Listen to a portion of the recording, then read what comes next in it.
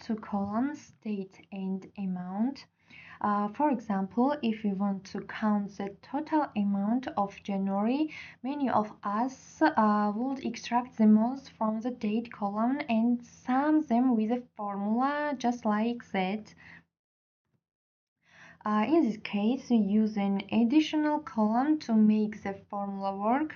However, if we have a lot of data, the file gets stuck and works poorly when we use additional columns or cells.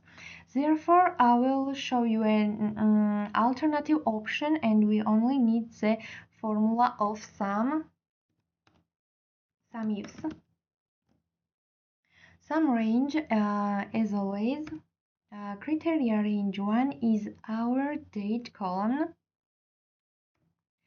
and criteria 1 is the date we need. Take a January, for example, and we should create a range to find all dates from the 1st of January to the end of January, and for that we will write there a symbol of is greater than and equal to and boil the date from the 1st of January.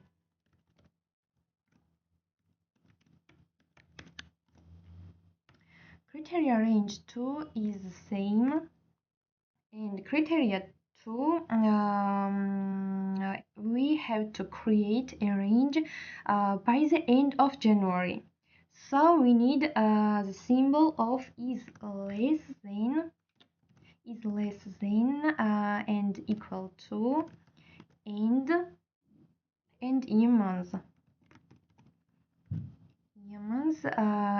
to find the last date of the month automatically, and date.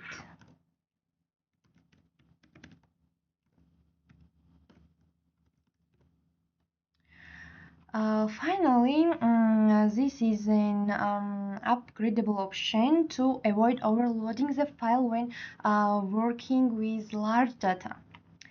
Thanks for watching.